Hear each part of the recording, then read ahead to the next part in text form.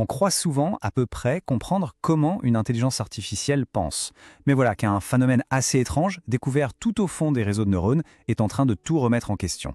Alors aujourd'hui, on va plonger dans cet esprit un peu surchargé de l'IA pour analyser ce qu'on appelle la superposition de caractéristiques. Tout commence en fait par un paradoxe, une sorte d'énigme qui va nous mener tout droit au cœur d'un des plus grands mystères de l'intelligence artificielle d'aujourd'hui. Alors, imaginez un placard. Ce placard n'a que 10 étagères, mais il arrive à ranger 1000 objets différents. Comment c'est possible? Ça semble défier la logique la plus élémentaire, et pourtant, c'est précisément ce que font les grands modèles d'IA, tout le temps. Ce scénario qui a l'air complètement invraisemblable, eh bien c'est la norme pour les IA modernes. Elles arrivent à compresser une quantité phénoménale de concepts, des milliers d'idées, de visages, de mots, dans un espace mental qui, logiquement, devrait être beaucoup trop petit pour tout ça. Bon, pour qu'on se construise une petite intuition, on va utiliser une analogie. Mais attention, elle va venir avec une mise en garde assez importante. Pensez à un orchestre immense, vraiment des milliers de musiciens dans une salle de concert. C'est une bonne image de ce qui se passe à l'intérieur d'un grand modèle de langage. On va décortiquer un peu cette image. Chaque musicien, c'est un neurone. Chaque mélodie qu'il est capable de jouer, c'est un concept. Le concept de chat, de la couleur bleue ou encore de la tristesse. La symphonie finale, c'est tout simplement la réponse de l'IA. Mais voilà le point absolument crucial. Dans cet orchestre, chaque musicien est un virtuose. Il est capable de jouer plusieurs mélodies en même temps. Et ça, c'est la superposition. Et c'est là qu'arrive la mise en garde. Contrairement à un vrai orchestre, personne n'a écrit la partition. Cette superposition de concepts, ce n'est pas une optimisation qui a été voulue par les ingénieurs. Non, c'est une propriété qui émerge, comme ça, naturellement, pendant l'entraînement du modèle. Une sorte de chaos organisé, qui rend l'interprétation de ces décisions incroyablement complexe.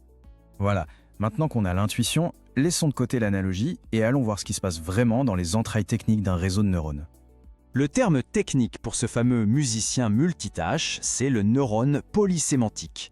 Poly pour plusieurs, sémantique pour le sens. Un seul neurone pour plusieurs sens. Et ce qui est vraiment fascinant, c'est que ce phénomène, il n'est pas du tout exclusif aux IA. On l'observe aussi dans nos propres neurones biologiques. C'est ça qui est si contre-intuitif. On aimerait bien penser qu'un neurone s'active pour une seule chose. Vous savez, comme un interrupteur chat. Mais la réalité, elle est bien plus désordonnée. Le même neurone peut participer à la reconnaissance d'un chat, mais aussi, en même temps, à celle de la couleur bleue ou même d'une roue de voiture. On touche ici au cœur de l'hypothèse de superposition. Alors comment notre placard peut-il contenir 1000 objets? En fait, la clé, c'est de supposer qu'on n'a jamais besoin des 1000 objets en même temps. L'IA fait exactement pareil. Un concept donné, par exemple chat, n'est pertinent que dans un contexte très précis. Il ne va donc s'activer que très rarement. Les scientifiques appellent ça une activation sparse ou parcimonieuse. Et comme la plupart des concepts sont éteints à un instant T, le réseau peut en superposer des milliers dans le même espace limité sans que ça crée d'interférences. Oui, c'est la grande question.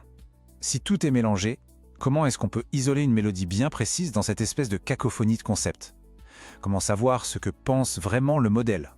Alors, les chercheurs ont développé des outils pour démêler cet écheveau. Imaginez une machine à qui on donne l'enregistrement de notre musicien. Cette machine, elle a appris à reconnaître des milliers de petites mélodies de base. Elle va écouter le signal complexe et dire « Ah, là-dedans, je reconnais la mélodie du chat, un peu de la mélodie bleue et puis un fragment de la mélodie tristesse ». Cette machine, c'est un type d'IA qu'on appelle un auto-encodeur sparse. Et la technique, c'est l'apprentissage par dictionnaire sparse. En gros, elle décompose le signal d'un neurone en ses concepts fondamentaux. Mais il faut être très honnête, ce domaine, qu'on appelle l'interprétabilité mécaniste, il est extrêmement récent. Et pour l'instant, il soulève bien plus de questions qu'il n'apporte de réponses. Et les défis y sont immenses. Premièrement, ces outils de décodage sont imparfaits. Ils laissent beaucoup de bruit inexpliqué. Deuxièmement, ça coûte une fortune en temps de calcul. Troisièmement, ils font des suppositions un peu simplistes sur la façon dont les concepts sont stockés. Et surtout, ils nous donnent une simple liste de concepts, mais ils ignorent la géométrie qui existe entre eux. C'est-à-dire comment des idées comme roi, reine, homme et femme sont organisées de façon logique dans l'esprit de l'IA. Et ces limites techniques, eh bien, elles ont des conséquences très concrètes pour la sécurité. Le point crucial, c'est celui-ci. Si on ne peut pas lister clairement les concepts qu'une IA manipule, comment est-ce qu'on peut s'assurer qu'elle n'a pas développé par elle-même des concepts dangereux?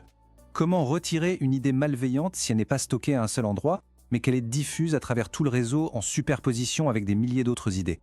Pour conclure, on va prendre un peu de hauteur et regarder l'implication la plus profonde de cette découverte.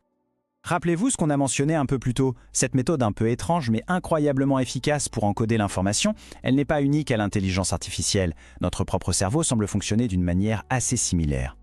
Et c'est là que ça devient vertigineux. Cette stratégie de compression de l'information, cette superposition de concepts dans un espace limité, et si finalement ce n'était pas juste une bizarrerie de nos machines, mais une solution fondamentale au problème de l'intelligence ?